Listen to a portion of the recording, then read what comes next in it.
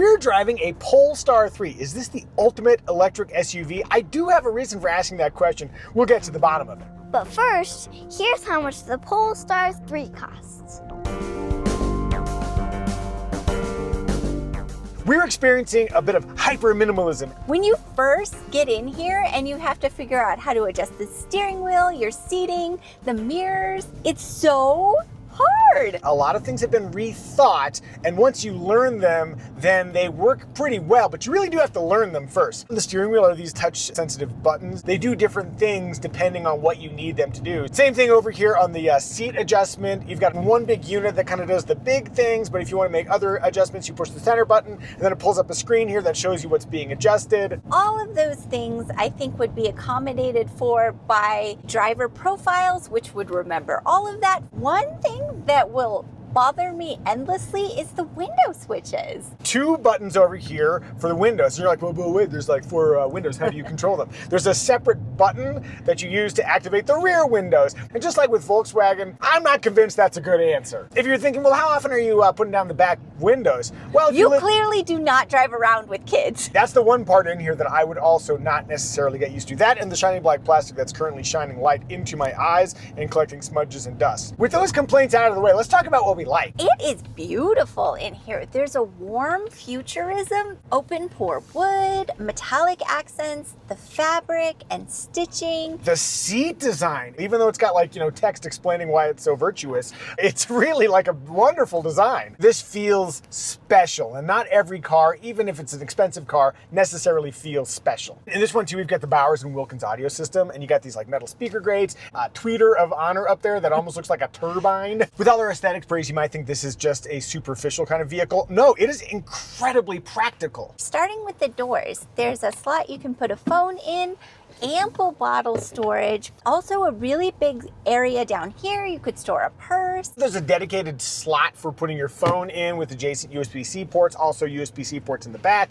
The center console is shockingly deep. You have adjacent cup holders, a dedicated wireless phone charger, which also doubles as like the card key activation zone. Further adding to the streamlined look, this glove box can only be opened with the screen. Moving back to the seats, it was like, oh, it's a little constricting in the shoulders, but then I noticed like, well, it's constricting me right here because it holds me in place really well laterally without ever impeding on my arm movement. I find that it fits my body really well. It fits me really well too because it is so adjustable. I particularly appreciate that you can adjust the lower lateral support to accommodate different sized bodies. She's been driving around with a lot of bodies in the car, and so that's really convenient. I should note too that we have $5,500 worth of Napa leather here, which certainly elevates the price, but they also have some other materials like faux leather and even a wool option. Daddy? Yeah? When you said bodies, were they alive? Well, that's for the police to figure out. Seated behind the ideal front seat position, rear seat space is outrageous. So much space in all dimensions, 0 complaints there. And it's amplified by that completely flat floor. And somehow, the way the middle seat is positioned, it works for both Kiddo and myself. Kiddo, am I lying? Are you comfortable in that middle spot? No, you're not lying. And yes, I'm comfortable. So that's kind of a yeah. And yes. Yes. Yes. What about climbing in and out of the Polestar 3, Kiddo? Any issues? Nope, no issues here. Enhancing the actual roominess is visual roominess because we've got this standard panoramic glass roof, which really opens up the interior. It does a good job of keeping the heat out, but it does let a fair bit of light in. As a guy with delicate, beautiful blue eyes, I will probably don my flying eye sunglasses to keep the light at bay. Moving to cargo, we've got 21.1 cubic feet of space, including a very generous underfloor area. We also have an optional foldable floor, and it gives you a lot of flexibility with where you put your cargo. That is a standard power hatch. We also have the optional adaptive air suspension. It comes on the dual motor version of the Polestar 3, and that drops it down for a really easy load-in height. You've got 60/40 split fold seats. There is a ski pass-through. Sweetie, what about the car seat situation? There are 3 top tethers, lower anchors in the outboard positions. Those anchors are covered with plastic covers, which are easy to remove. I'm 5'2", behind a workable seating position for myself there is room for a rear-facing car seat. And then some. As for safety, neither the NHTSA nor IIHS have rated the Polestar 3, but it comes with a vast suite of active driver assist features, supported by 9 exterior cameras, 12 ultrasonic sensors, a radar, I made it sound very futuristic there, a radar unit, plus there are 10 airbags. Family, what do we think? Is the Polestar 3 family friendly? With a starting price above $50,000, it is rich family friendly. Rear window test. Kind of a slow window. All the way down, woo, bunk. Bye, go all the way down. Bye. Bye. Armrest test. Driving comfortable 8 and 4. I have very easy access to the inboard and outboard armrest. It feels kind of firm on first push, but there's plenty of give there. 85% inboard, 80% outboard. Moving onward to style. It's distinct, it's modern, it's attractive, at least to my eyes. Aero wings, front and rear. We got aero blades. Those actually do improve the airflow over the vehicle. So they don't just make it look like a fish? It does make it look like a fish, but it also assists aerodynamics. I think it looks like a wagon from outer space. It is so cool looking. Usually I have an issue with electric door handles that retreat every time I want to use them and then won't come out again. These seem to work consistently well for me. One exterior element I really like are these headlights. Not only do I appreciate the shape, but they have auto leveling, auto high beam, and corner illumination. So when you're coming around a corner at nighttime, you don't run over a pedestrian. That's superior visibility. If you also appreciate superior visibility in your eyewear, click the link in the description below to learn more about Flying Eyes eyewear. That's where you'll learn how their patented materials and unique construction enable all sorts of wonderful features that are perfect under a headset or helmet for pilots like me, or even normal drivers like you. If you want to help support our channel and you're in the market for sunglasses or eyewear, use the promo code Micah and you can save 10% on Flying Eyes bonus bendy shot. Doot, doot, doot, doot, doot. If I had one aesthetic complaint, it's that there's only a single no-charge color offered for the Polestar 3. But besides some color-based nickel and diming, I really like the look of the Polestar 3. Do you like the look of the Polestar 3? If so, if no, tell us in the comment section. Also, thank you guys for watching. You could watch a lot of other things right now, but here you are spending time with us and our silly little family. Moving onward to In Motion. We have the dual motor version of the Polestar 3, which comes with an active air suspension. The ride quality in this thing is outstanding. You do feel the road, but it is never harsh. And I found it to be like elegant over speed bumps. A high-speed cruise, some cars you drive and you feel like you have to make a lot of little adjustments. This thing is just stable in a really satisfying way. When you don't have an engine, there's the possibility that you notice other kinds of noise. Driving this thing around, I didn't notice a ton of wind noise. It's still a very quiet vehicle. On our windy mountain roads, the steering builds resistance in a very predictable way, so you have a good tactile sense of how much you're asking from the vehicle when you're cornering, which gives me confidence to push it a little bit more and to have fun.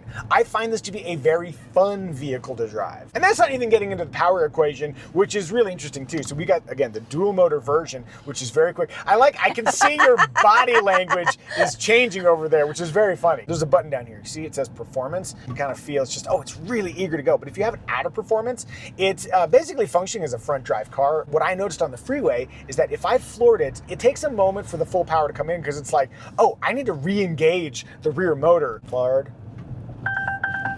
Well, now I just thought I was going to plow into that car on the side of the road, which I wasn't. So there's a slight delay if you're not in performance mode, but I know why it's there and it doesn't bother me. I will pop it into performance mode though, and when you are driving in that mode, it's a really great opportunity to do that thing where if you have people who haven't been in an electric car, maybe they're like EV skeptics, and you can just do that, and then it's like, wow, that's really accelerating. It's so fast you can't express yourself with words correctly. If you go into Drive and Drive and change some of these parameters, sometimes they're blocked out. For example, I can't adjust steering feel right now, and I am not sure why. All I know is that it's inconsistent. Then we also have one pedal drive, which is currently set on low, and I'm gonna use that right now to come to a complete stop and see if you can do a Micah-like limo stop. Just the slightest little touch at the end, so not perfectly limo smooth. Now, I'm gonna turn one pedal drive off and see if I can do a better job using the brake pedal. By the way, this is a brake-by-wire system. That means there's like no physical connection, no hydraulic connection there. Steady. So it came to a complete stop there. Who did it better, me or the one pedal drive? You. Yay! That does raise a question. How does Sweetie feel about one pedal drive? Let's find out.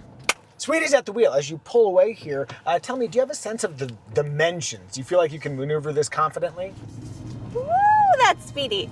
It's such a swoopy low hood, but this has been simple for me to tell where the edges of the vehicle are. What about visibility? Any challenges? Over my right shoulder, it is difficult to see, and I don't really like the sight picture out the back window. It's a little bit narrow. Be glad you have the Polestar that actually has a back window, because one of them doesn't. As you're steering, how's that feeling? Responsive? Yes. Predictable? Yes. Am I super hot? Yes. Can I eat all the candy in the world? No. Aw. Aw. Did you have fun driving this thing? I did have fun driving it. It's just a very smooth, easy driving vehicle. Once I figured out how to turn off the one pedal drive mode, I loved it. I find it very difficult at slow speeds. If we were in the market for a luxury electric SUV, are there any game killers that would keep you from driving a Polestar 3? No game killers here, although those window switches would really bug the heck out of me. Noted. I'm getting back in the driver's seat. Moving onward to remarks. We've got a 14.5-inch screen and a 9-inch digital gauge cluster. You cannot connect Android Auto on your phone with it, but it does have like Google built in. So basically you'd log into the same profiles that you would otherwise, and so you still have access to all that data. But if you do have an iPhone like we do, then you can connect via Apple CarPlay wireless. The screen has an anti-reflective, easy clean coating, which is helpful because I got a bunch of smudges here. But personally, I really love the colors here, that orange, black, and white simplicity. I love when there's just a really obvious picture for what I want. Adjust the car. There's a picture of the car. And the house is your home button. Bunch of squares, that's the apps. The 360 cam, man, it is vivid. That 3D view comes as part of the Pilot Pack. It's also bundled with Pilot Assist, which basically is a lane centering feature, and then also an automatic lane change function. You just push this button down, and then the vehicle steers itself. You do have to keep hands on, but it does a very good job. Look, it's doing a really good job navigating these corners, and it doesn't feel nervous. Quick supplemental digital update. We got this system fault in the gauge cluster, and we closed the car, shut it down, and hoped that would solve the problem, and it did not. We woke up the next morning, same deal. I can't pair my phone over here with the infotainment system, so that's not great. Guess I'll be returning this without access to a speedometer. In the beginning of this video, we asked a question. Is this the ultimate luxury electric SUV? Let's go to my buddy Todd Bell. Previously, he weighed in when we had the Ineos Grenadier. He was such a huge fan of that. And then he was such a huge fan of this. I'm like, we got to let Todd speak. Todd, why do you love the Polestar 3? First off, the looks are classic yet futuristic at the same time. It's got all the Volvo cues that we've loved, but bring it into a time that we haven't experienced yet. The build quality, the materials that are used, the design of everything is simplistic yet not vacant. The power on tap is immense. The performance in the steering, the suspension tuning is incredible. The way it smooths out the road, yet it feels competent, connected. You feel emotions for this car. Yeah. If you had to encapsulate your emotional state, how might you do that? This is the most inspired car I've driven in a long time. It inspires me to do better in life. Oh, dang. We're not going to get better than that. Up top, bro.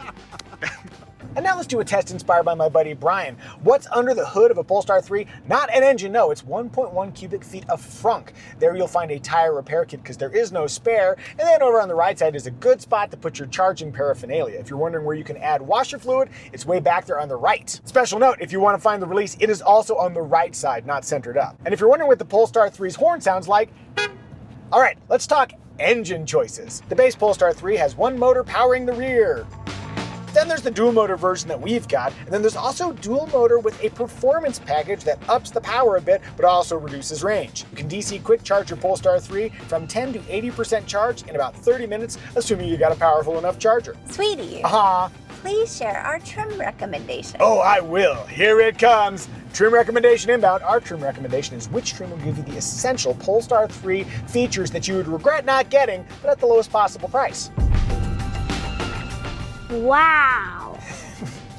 Thank you for your enthusiasm, child. The base single-motor Polestar 3 includes everything you need as a driver: heated power front seats, a panoramic roof, a power liftgate, 3-zone climate control, and smart key access. So I should add, if it were us, we'd probably spend an extra $5,900 to get the dual-motor version because it's a premium vibe, and that extra performance, I think, would match the essence of the vehicle really well. If you're ready to buy a Polestar 3 of your very own, click the Kelley Blue Book pricing link in the description below to learn what you can get for your current car on trade-in and what you should spend on a Polestar 3. And looking around, I saw like up to $20,000 worth of incentives on Polestars. Look at those incentives. You might save some money. One other thing to consider is that the particular vehicle we're driving here was built completely in China, and given the varying state of tariffs in the US, that may have some implications on price. I'm not sure when you're viewing this, but keep that in mind. As for 5-passenger luxury EV SUV competitors, you could consider the Mercedes-Benz EQE SUV, the Porsche Macan EV, or the BMW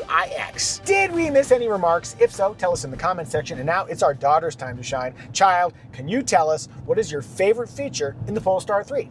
This little thing that pulls down, and I can sneak Daddy's phone into there so he won't be able to find it. Every opportunity you have to be evil is really, really fun. And then also the reason I like it, I'm just going to decree it the most stylish rear center armrest in any vehicle we've ever experienced. It's got that cool pattern. The way the cup holder slide out has that chrome element. It's a really elegant place to put an elbow. Family, I think we've done a good job reviewing the Polestar 3. May I have a 5 and a 5 and you. Come get your high five.